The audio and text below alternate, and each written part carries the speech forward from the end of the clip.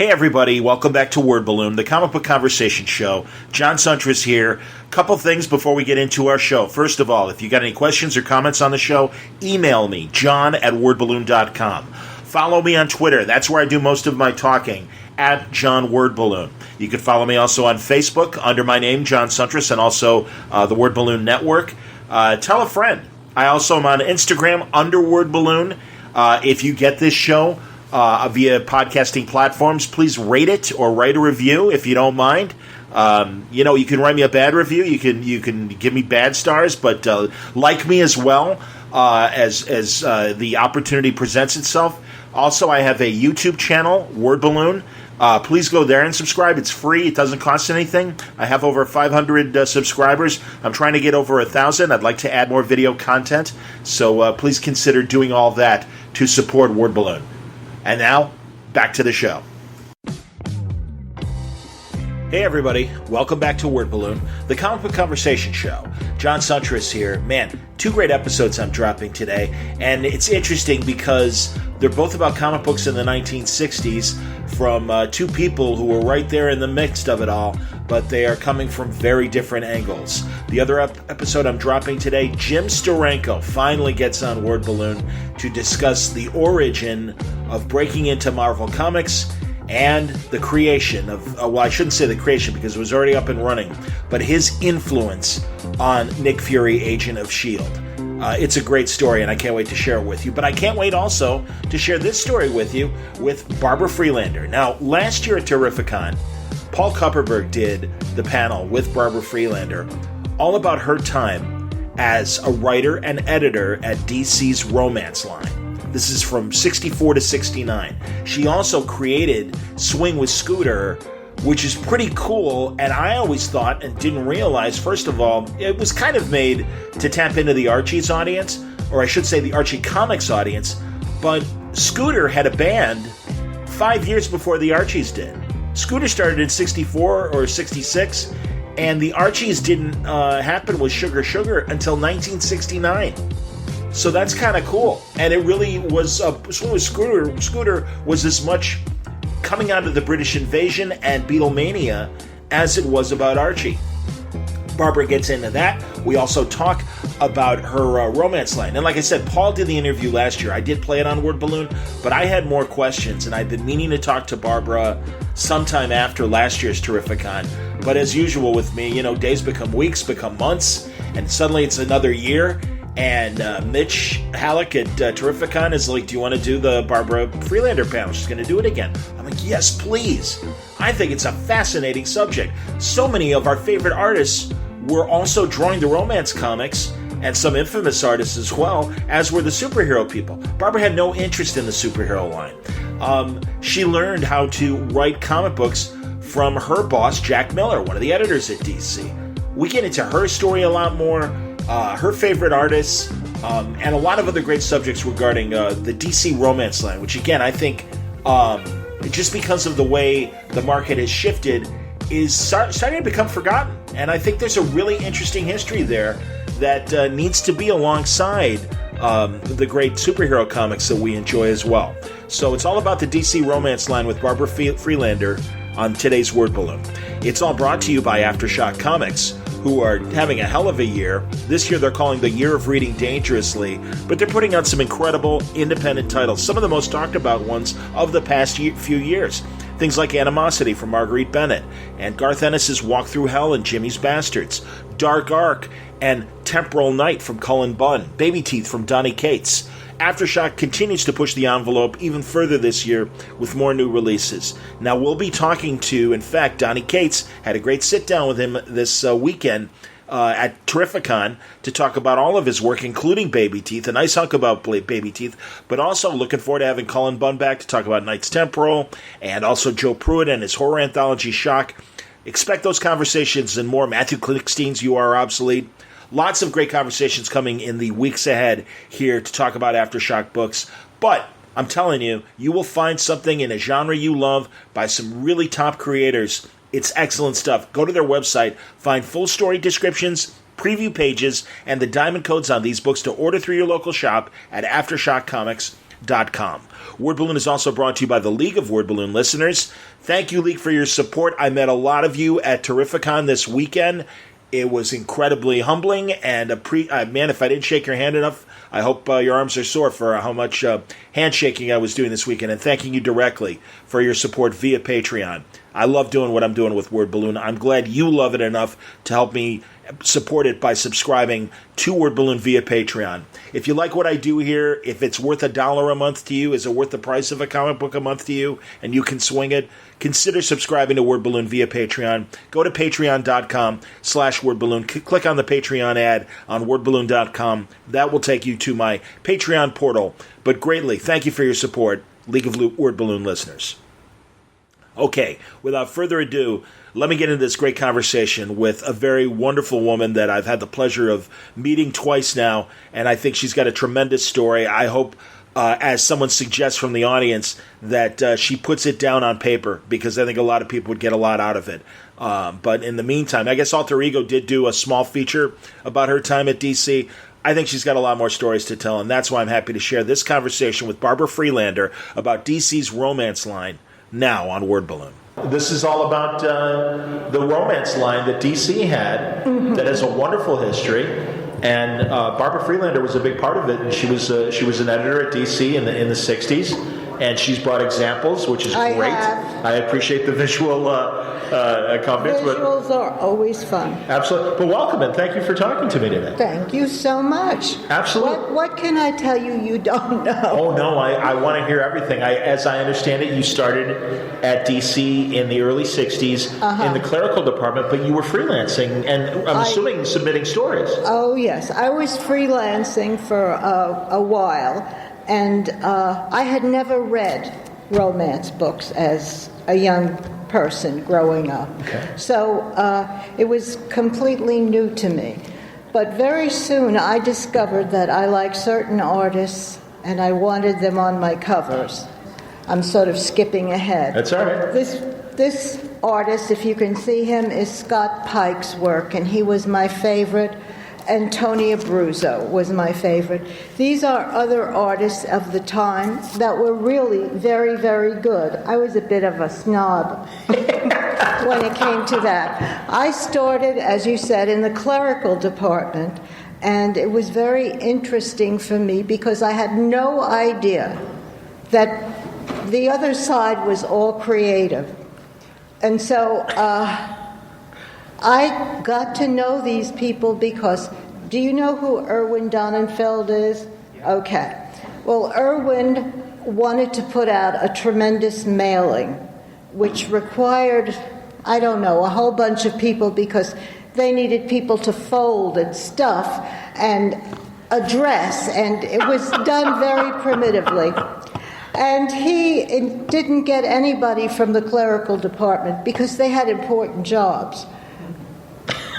So Erwin said to the editors, "Come and help stuff this mailing." Yeah. And I got to know all the editors that way because they came and stuffed. It was ridiculous. I made up a motto: no one stands so tall as when he stoops to stuff. And that was the beginning of my really meeting people, and I was absolutely cooked because then I got to see all of what was going on. Some of the artists that the other panel spoke about were there at the time.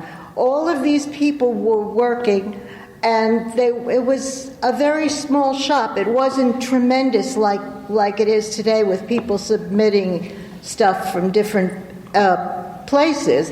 There you had to come there, and if you did, skipping ahead, please go to Marvel, you were cut off. They cut your head off. You weren't allowed back because at the time, DC was the be-all and end-all of everything. They were number one. Yeah. They were number one. Until Hulk came out and a few other characters came out at Marvel. This has nothing to do with romance, but I'm just telling you the background because people were scared. the editors were scared because they now had to compete with real competition, which is something they really didn't have to do before. At any rate, getting back to romance, I started as a freelancer, and I got my inspirations from soap operas that I watched every day, old movies starring Betty Davis and all the other characters. And that's where I think everybody learned to write. You had to do it in 6 pages. Wow, I was going to ask, how short? Wow. Sometimes you did it in 6 pages. Sometimes you did it in more. I started a couple of continuing dramas. These were my babies. This one was called 3 Girls, Their Lives, Their Loves, which is very, very dramatic. And I love doing it because I sort of veered off the romance track a little and put a little Betty Davis in there. I used older men because I found them fascinating myself. And I also wanted people, when they read this, that they should know that life was not just Bobby and Susie meeting together, having eyes for one another, and love and marriage. No, I really wanted them to have a spirit in these books. So I did that a lot. And I also did in Secret Hearts Reach for Happiness, which I have said Saul Harrison of the art department called Reach for a Penis. I wanted to ask about having the novel idea of having Reach a continuing... for a penis? No. I'll let you handle it. But about the continuing characters and as opposed to the standalone stories that were kind of the norm for the genre. Right. And we'll, before we get into that, and I do want to talk about that, but like, who taught you how to write for comics? Because that's a very specific skill, and also the brevity, and to try and tell like a 6 or 8 or 11-page story. That's pretty cool. Okay, let me sort of wind this around. I learned how to write because I had a good teacher, Jack Miller. He was the other editor, and he was a wonderful writer. He had been around for quite a while. He was very well educated, and he knew how to sit there and type up a story, and it was done. He wrote for other books as well. He wrote action, he wrote romance. But in the romance, you really had to learn how to do it in 6 pages, and he taught me how to do it in 6 pages. He was my editor, and I enjoyed doing my own spin on it because you can't tell me exactly what to do, but you have to be within a certain formula. And these were all formulas. So I'm going to say something comic book people may not like, but I became a very well-established hack. You know what a hack is? You have to. When you're putting out stories, you have to pound them out. You have to do that. Yep. How many different stories are there? How many different formats are there? Thank God, once in a while you actually came up with something that was different, and you put that in. And also, the earlier stories, I changed names because they used older names like Selma and Richard. Different names that were not, so contemporary. You got to change it around.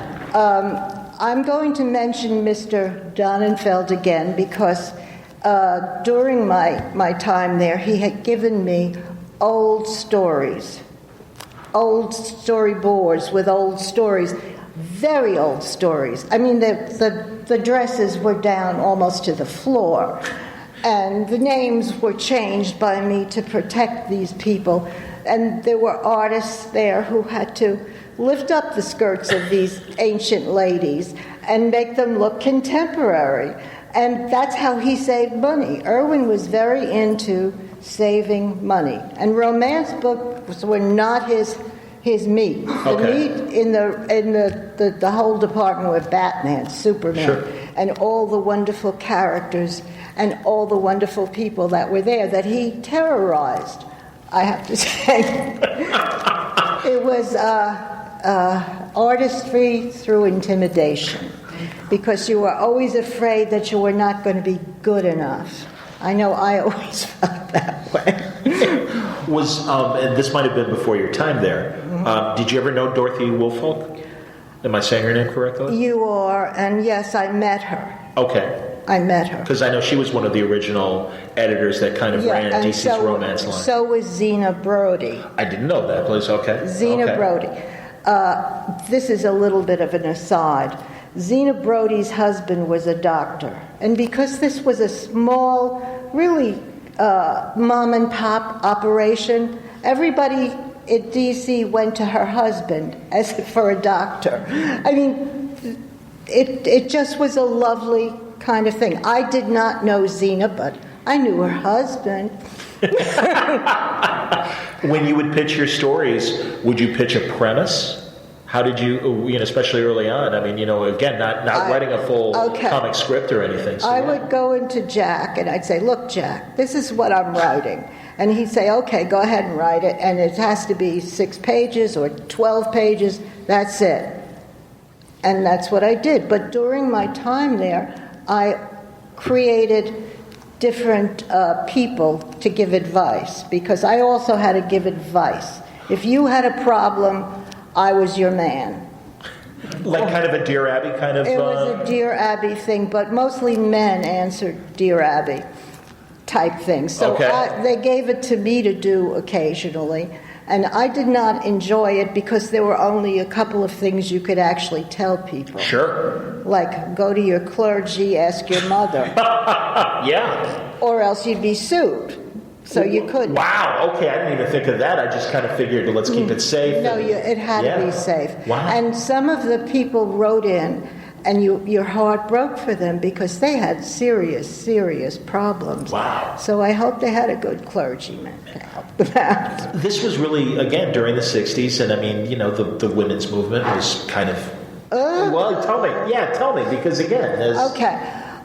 In my household, the women's movement was not that active. Okay. So the best thing my mother wanted me to do was get married and have children, because that's what she wanted. Sure.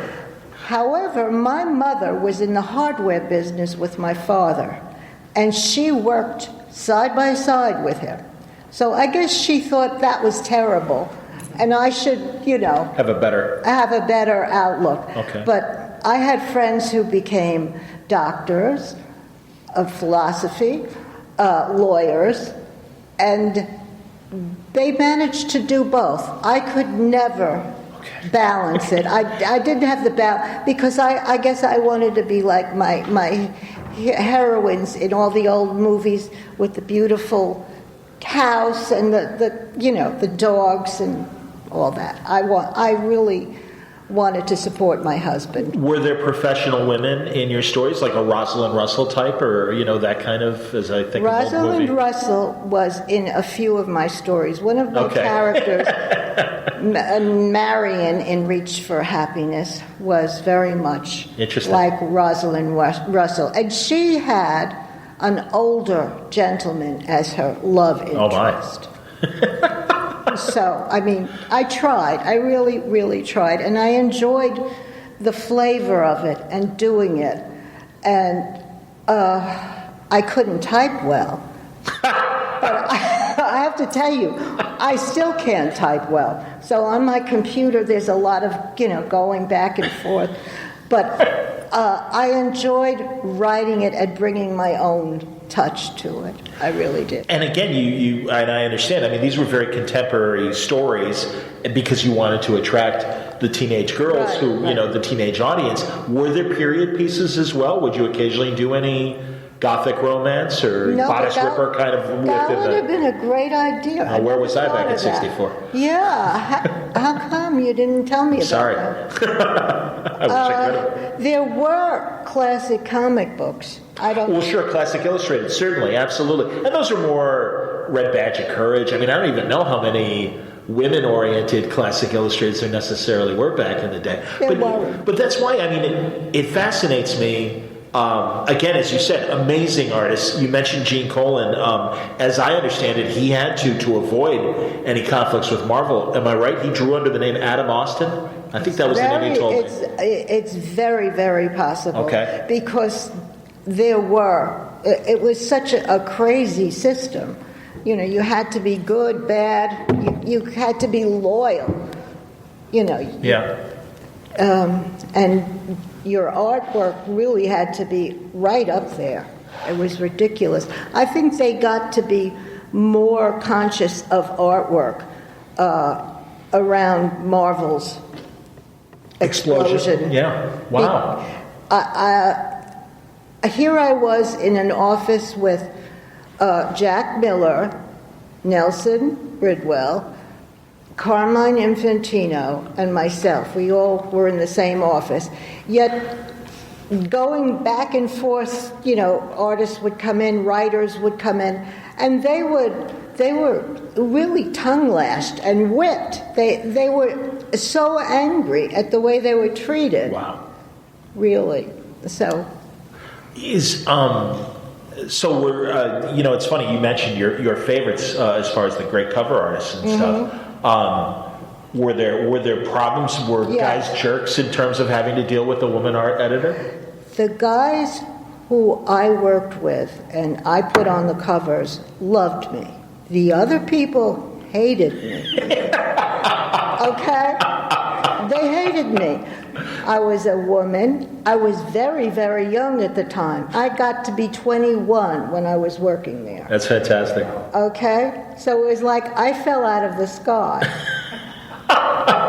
And I wasn't particularly businesslike. I don't know what they expected, but I did wear pantsuits occasionally. But I wasn't like the men, and they were angry at me, a lot of them. Wow. They couldn't help themselves. And in retrospect, I don't blame them for being angry at me, because I was selfish. I really wanted my books to have the look that I wanted, and they needed the work. Sure. And I didn't consider them. Jack Miller kept saying to me, "Barbara, you can't do that. You have to give them work." And he was very good at giving them work. But they did my inside stuff. Okay, yeah, and I assumed as much that there would be obviously different interior artists than the cover artists and stuff. You know, I asked you last year.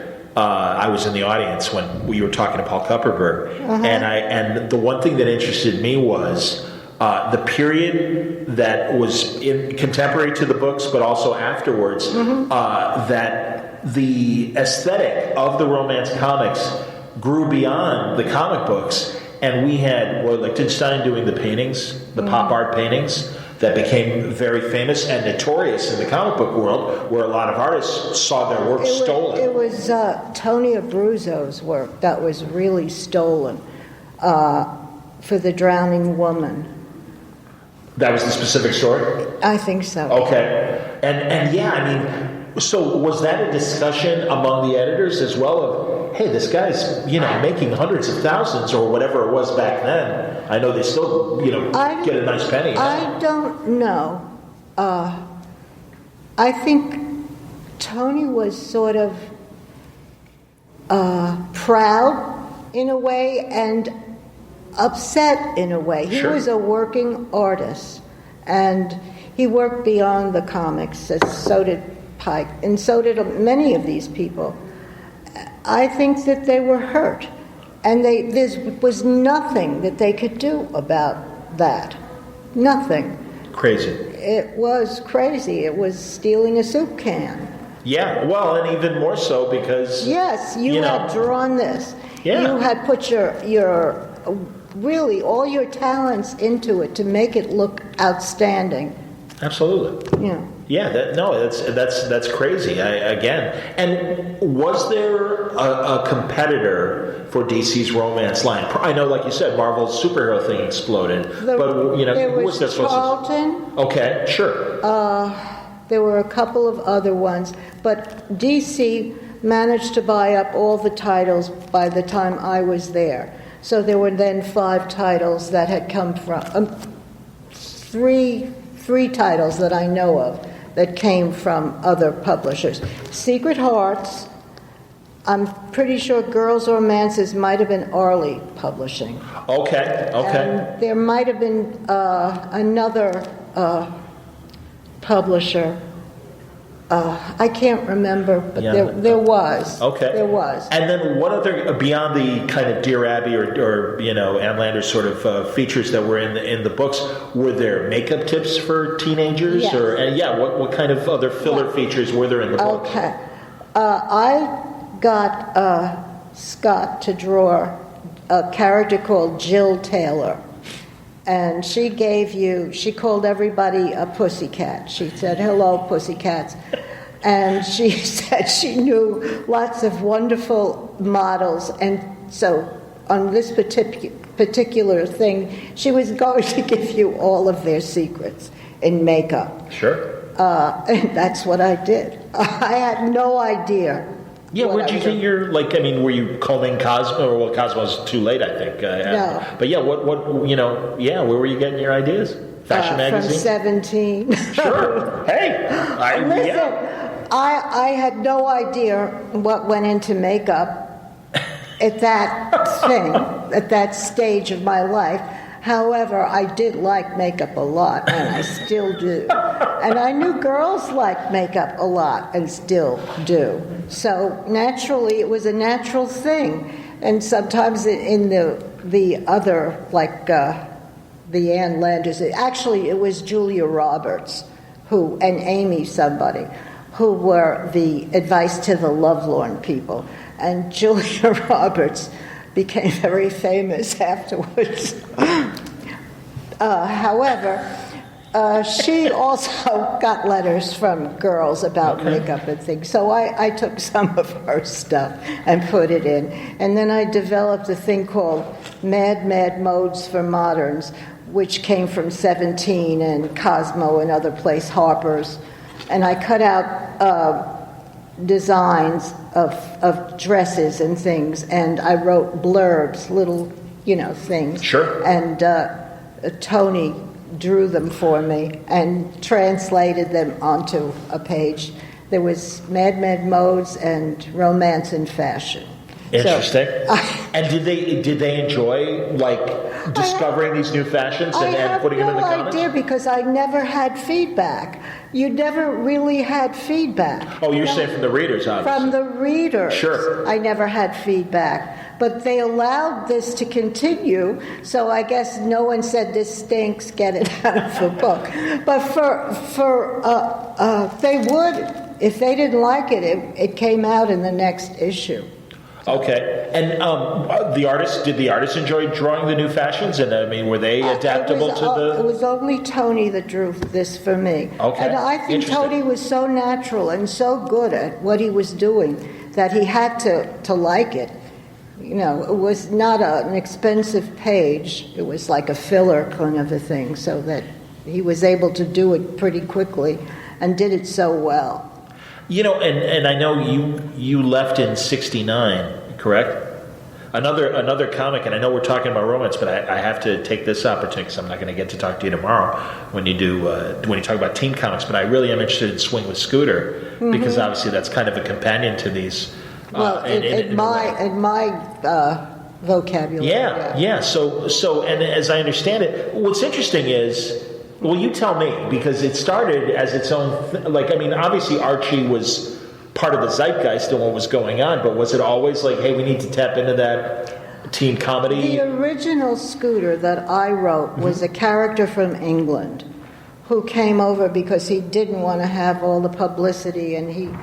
So he was part of the British invasion, maybe, and one of the great pop singers. Exactly, because that's exactly when the Beatles came over. I think I said last year I was dating a reporter for Newsweek who actually got to see the Beatles in an interview. Oh, wow. So, I mean, it was so natural. I mean, everybody was going crazy for that. Sure. So, and again, I think that's great. And because then Swing with Scooter predated the novel idea of making the Archies, the pop band, right as you were leaving in '69 with Sugar Sugar. Yes. And that became such a big part of the Archies and everything. But Scooter was doing it a good couple of years before that? We did it a couple of years before that. And I came back and did a couple of other ones. And then under Carmine's leadership, it got sidetracked. Oh. And it lasted for 3 years. Yeah. So it couldn't have been that awful. It was distributed rather nicely, and I think it attracted an audience who liked the idea of an English character coming over. And the characters were different, a little bit different. I can't say everything was different, because I was a big Archie fan. So that's okay. Scooter was my baby, and Archie was my first love. So figure it out, guys. That's fantastic. Do people have questions? Sir. In Hollywood movies, when they wanted to try to do an end around the Hays Code, they could often do a sidelong glance or a strategic pause. Did you ever try to subvert the comics code, and if so, how did you do that? You couldn't. You couldn't? You really, really couldn't. Except if you actually now read my Reach for Happiness and the other ones, you will find that the stories did have more of a mature, it wasn't my first kiss story kind of thing. It was more intimate in the sense that they were now thinking on a higher level. And you could not in any way go against the code, because if you managed to get it into the artwork, then Saul Harrison or Jack would come out and say, we can't put this in. They're going to, exit out. So you couldn't do it. What could you get away with? That's kissing. Maybe easy. That's Lots it? of kissing. Yeah, okay. And listen, lots of kissing is good. Sure. Was there, and again, because of the fashions and stuff, and as you mentioned, you took old stories and raised the headlines of dresses. So was there a cutoff, obviously? Because, miniskirts were pretty mini back then. I don't understand. I was wondering in terms of the art and showing the current fashions in miniskirts and stuff, was there, all right, that's a little too close? No. That was okay? That was okay. Okay. Because later stories, you will find when Joe Orlando and Carmine, and I forget who the other person was, did stories, they were wearing skin-tight jumpsuits. Sure. So, you mean the superhero stories, obviously? Yeah, sure. No. You mean in the books, in the romance books? Yes. Okay. Because I believe they had to, because life was like that. Sure. It was no longer pretty. So I know what you mean. it was, they went for real people. Okay. Sir. Yeah. From your work, was there any talk that you would write like a superhero, or did they just kind of pigeon you up to call you as a romance writer, or did they ever say maybe a mystery or anything else? No, because the superheroes had many origins and twists, and you had to know that in a certain story way back, something happened to prevent them from doing this in another century, or whatever the hell they were doing. And we had an expert there named Nelson, who would not let anything go by. He said, you can't have this. This didn't happen. So they wanted me to stay in, and I was happy to, because I really never read any of that stuff. You mentioned Nelson. That's E. Nelson Bridwell. And I am interested because, again, the period that you worked at DC, this mid-'60s period, I mean, there's a lot of names that we all know as longtime comic book readers, regardless of the genre.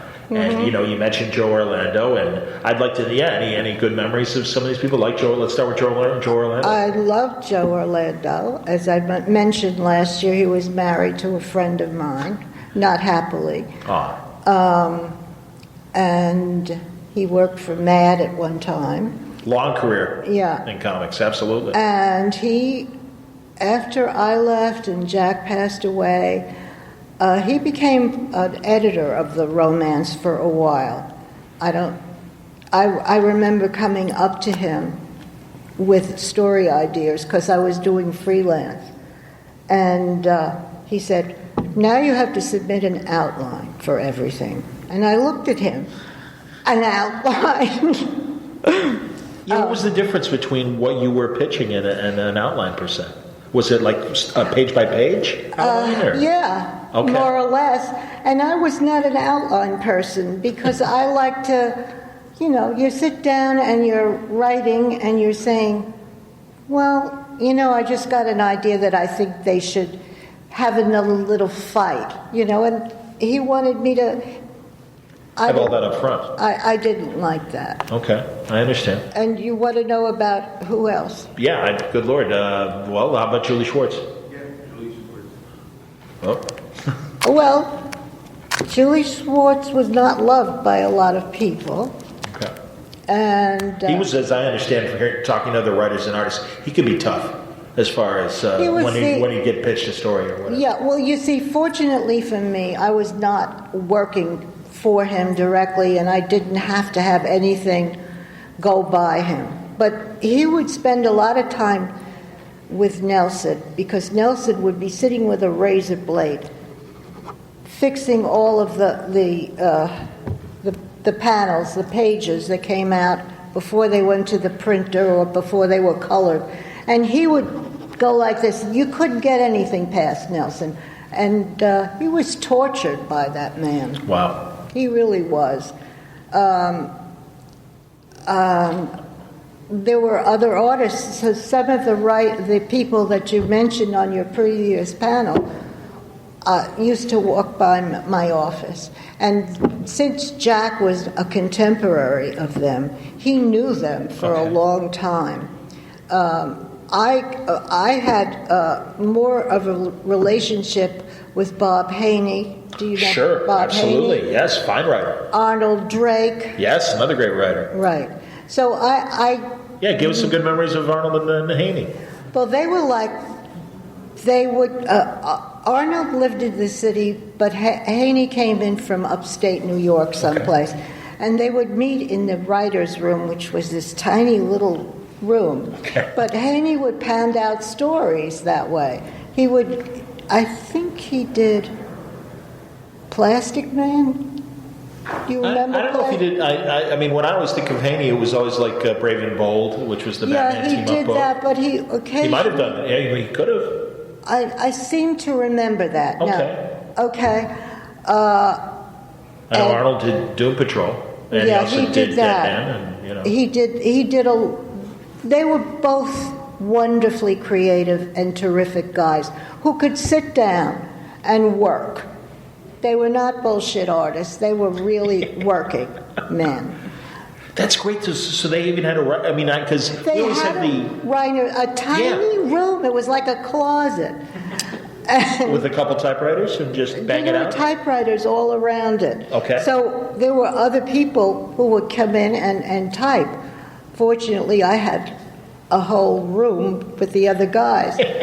But when DC was taken over by Warner's, that room was given to one of the executives at Warner's, which was ridiculous. It really was. I mean, he was a very sophisticated man, and here he was in this crummy room, and they finally moved him.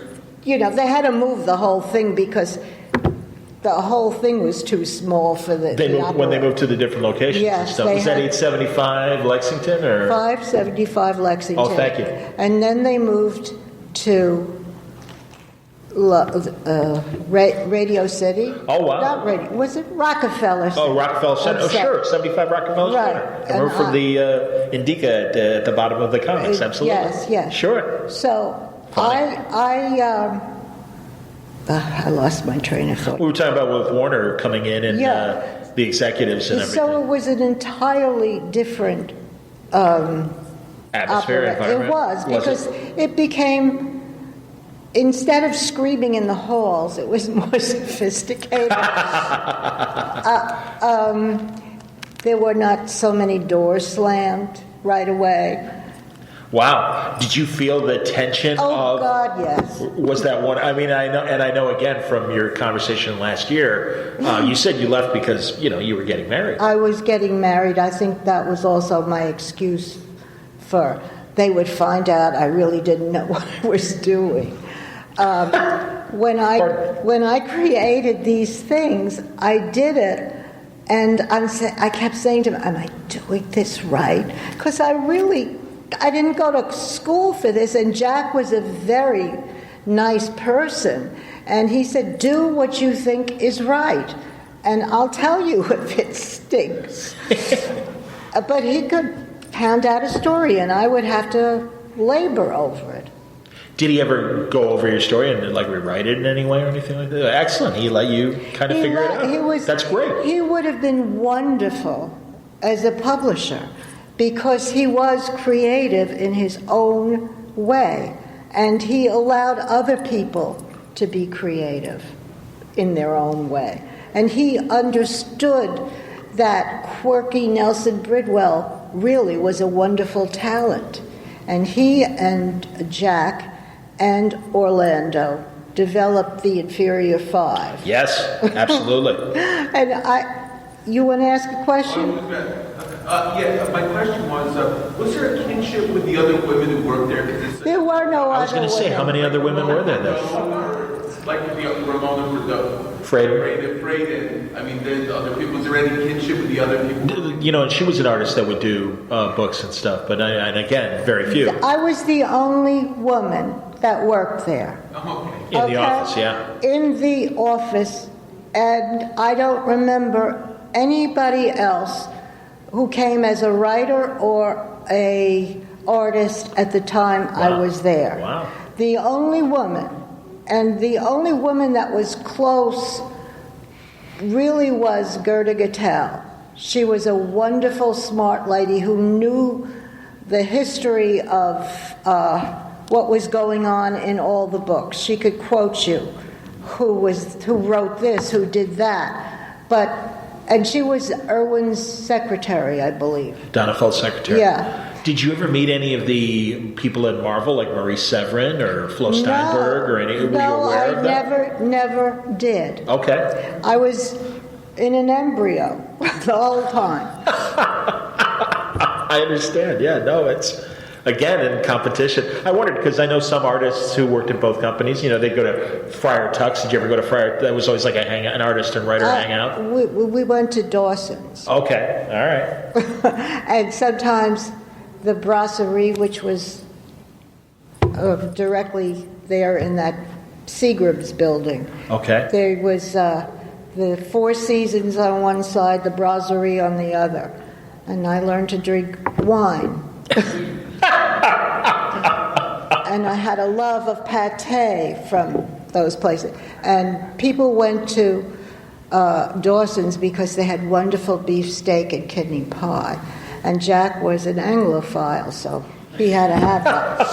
As someone younger, I really appreciate that period of magazine publication because it really seemed like that, and especially in New York, my God. So was that thrilling for you, or was it like, whatever, it's my job, Did you I had to feel see that the vibe? movie, then I would be thrilled. I had to have somebody tell me that this was thrilling and it was such a wonderful opportunity and I should stay there forever and learn from it. I didn't get that.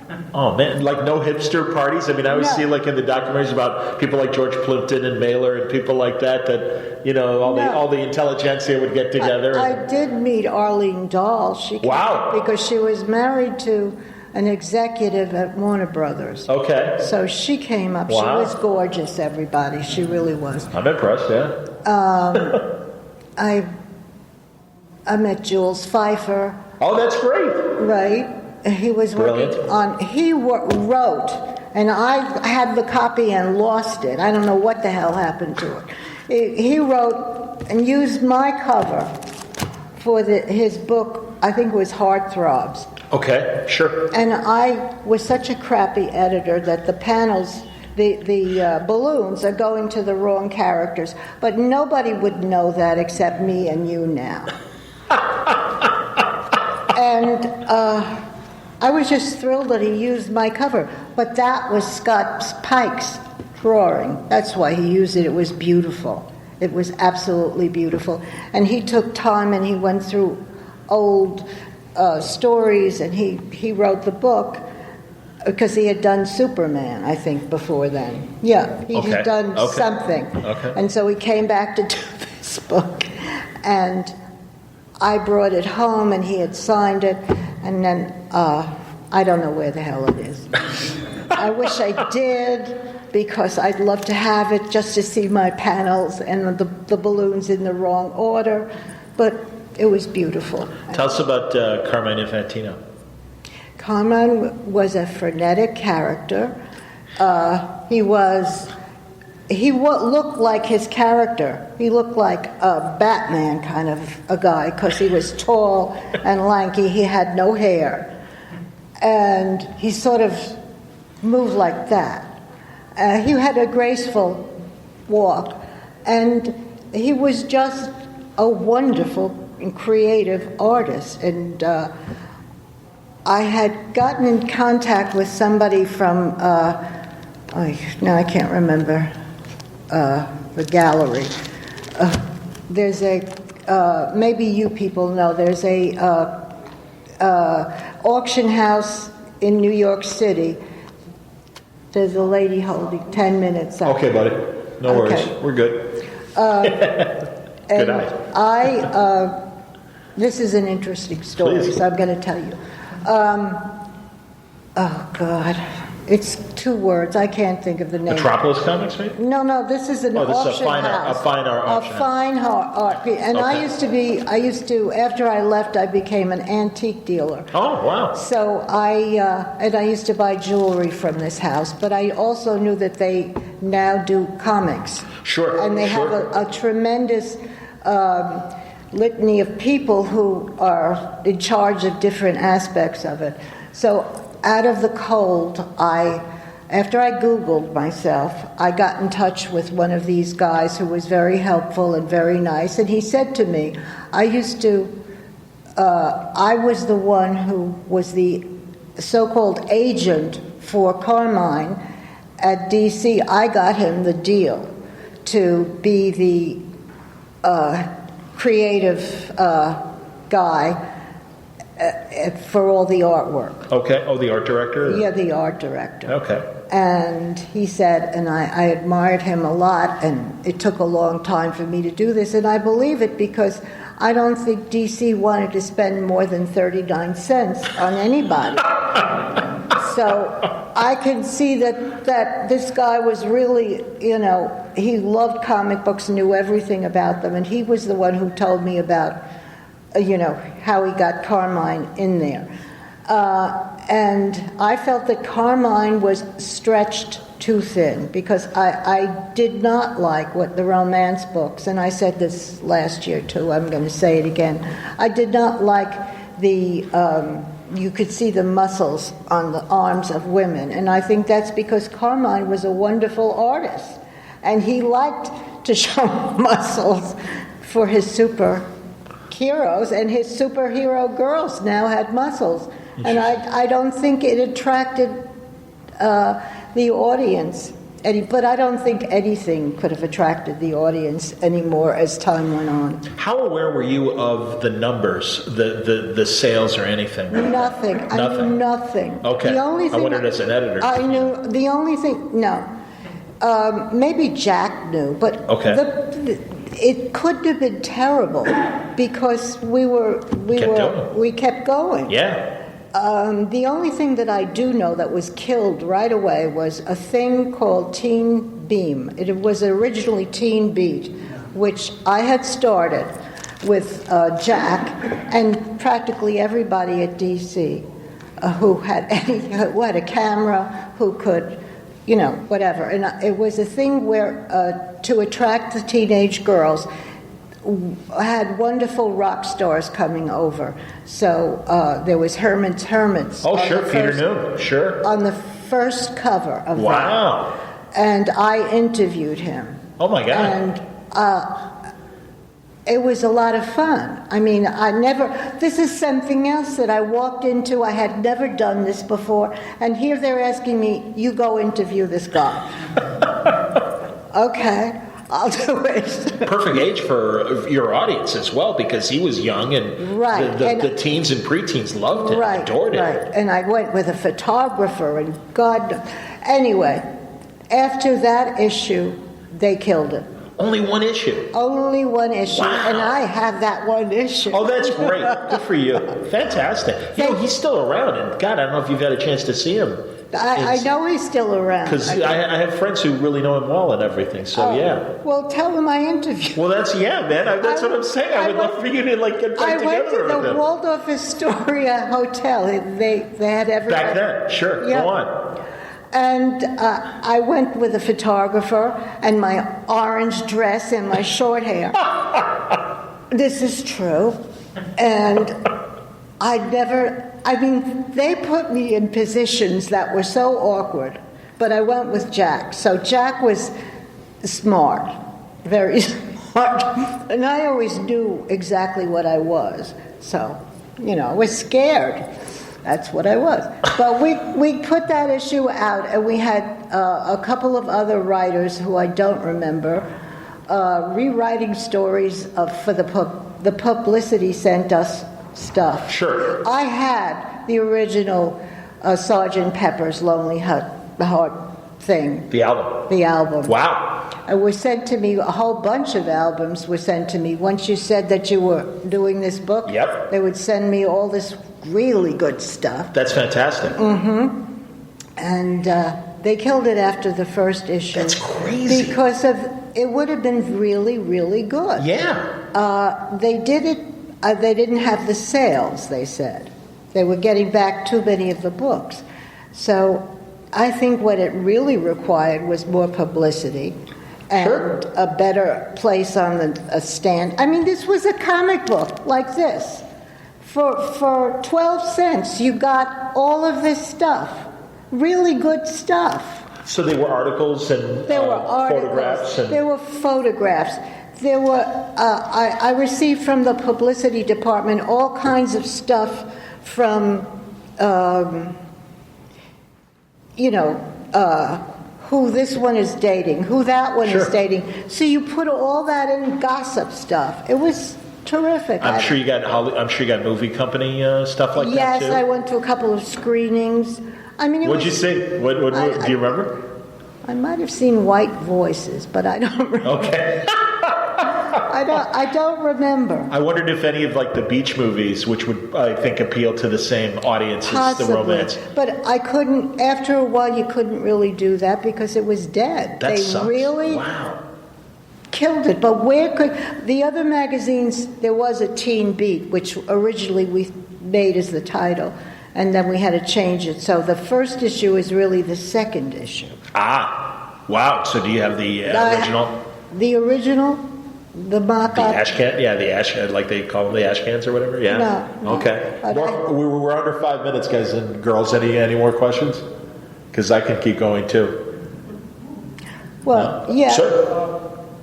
More of a general question is, when I grew up and I was a kid in the 60s, I liked superheroes and fighting.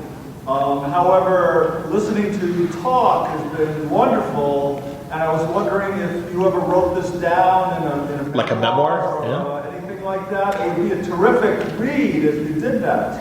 Well, I was interviewed for Alter Ego. Ah, okay. I can find He has a copy of it. And my whole life story is sort of compressed in there. I wanted to ask about one other artist that I know did romance stuff as well as superhero stuff, Vinnie Coletta. And I don't know how many encounters you had with Vinnie. Because he's kind of a notorious figure as far as... I'm trying to remember him. Man, with white hair? I believe he had white hair, and he was a big guy, real big guy. Kind of a tough guy. Kind of would give the veneer of kind of a gangster type or whatever. Jack used him a lot. Okay. Because I'm going to tell you that I stuck to my guns on a lot of things, but I have some wonderful artists that I liked in there. Absolutely, my God. No, these are, I mean, seriously, these covers are incredible. You've got a table here, obviously, don't you? Yes, come to my table, everybody. What's your table number? Do you know your number? No. Okay. Well, fine, Barbara, because seriously, you've got to see these up close. They're incredible. And really, again, just as the gentleman said, so many of us take for granted and just think about the superheroes. But this was really a vital part of DC for a very long time, and it had its own unique quirks. Your own art taste distinguished it from what was happening in the superhero line. And really, it's, I think, trying to attract this woman's audience. I think all that's really, I mean, they kind of lost their grip on that. And just now, in the last 20 years, or maybe 25 years, well, women, as in fact you said in your conversation with Paul last year, they're more interested in other things. But they, I mean, you know, there are more women, I think, that come to Comic-Cons now than certainly 25 years ago. Okay. I mean, you know, so yeah, I think so, but also, you know, I just think it's kind of it's become a forgotten chapter in comic books, and we shouldn't forget about this. This is pretty significant stuff. Also, remember, my scooter. I was the first woman ever to create a character for DC that was not flying around. There you go. I didn't realize you created Scooter. I did. Oh my God. Well, you're going to have to get on the phone with me, hopefully, in the future, and we can talk more about Scooter. I know you're going to have a panel discussing it tomorrow. I won't be there. I won't be moderating it, unfortunately. Or I don't know. We discuss. Okay. If, you know, I mean, if you would sometime, because this is honestly, I really appreciate you sharing your thoughts and memories of what you did at DC, and again, I think it's a significant chapter that shouldn't get ignored. So. Thank you for sharing your stories with us today. Thank you so much. It was a pleasure to meet you. Thank you. My hands are cold. That's quite right. Thank you for listening to this, too. Thank you so much, guys and girls. Wow, Barbara Friedlander. Tremendous conversation. Glad to share it with you on Word Balloon. Good success at Terrificon. Lots of great conversations and panels, one-on-ones, and even one multi-creator panel talking about Marvel's black and white magazines of the 70s. And the great conversation with Jim Steranko. That's the companion podcast that's dropping today. Make sure you check that out. And then one-on-ones with Donnie Cates, Jim Starlin, Tom King, Dan Jurgens. Unbelievable. Great stuff, man. And I'm so happy to share this with you. Plus, less than a month away, Rose City in Portland. I will be there. And the intent is to have a lot more conversations before the convention, possibly during the convention, whenever people have time that week, because I'm going to be spending a few days there beyond the convention. Cannot wait. Cannot wait to share with you this information and this content, plus other great stuff in the works via Skype and phone as far as upcoming more conversations. But really can't thank Mitch Halleck. I was going to call him Mitch Album, who's a sports writer. Mitch Halleck and the fine people at Terrificon, the Boy Scout troops that were there, helping with security and keeping the panel rooms going. Great people. Really, everybody was terrific. Mohegan Sun, a tremendous host. And a beautiful hotel, a beautiful casino, a lot of fun if you're into the Vegas experience, but you're on the East Coast. If you haven't already gone to Mohegan Sun, I can tell you, as someone who spent a lot of time in Las Vegas, they got a nice presentation over there at Mohegan Sun. That's pretty darn good as far as doing what they are able to do in Nevada. I got to say, Mohegan Sun really impresses me. It's a nice casino and it's a great setup. But I had a blast.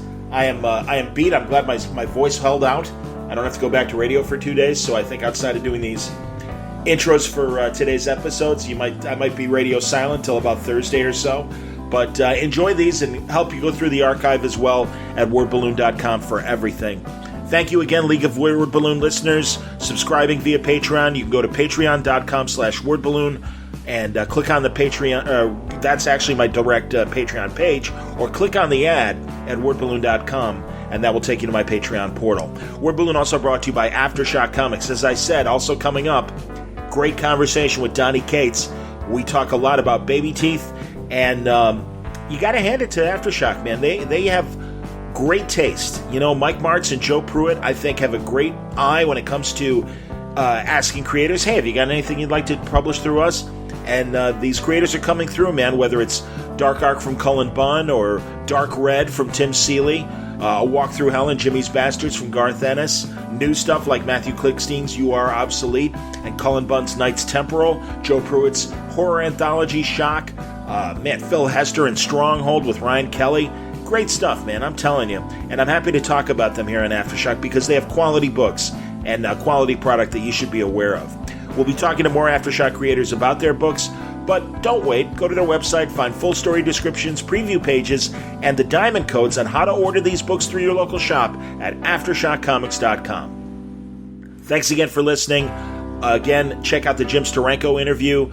It's not an interview. It's here's Jim Steranko, and then he goes on for 50 minutes telling his origin into comics story, and it's fantastic. I can't wait to share it with you. Until next time, Word Balloon is a copyright feature of Shaky Productions, copyright 2019.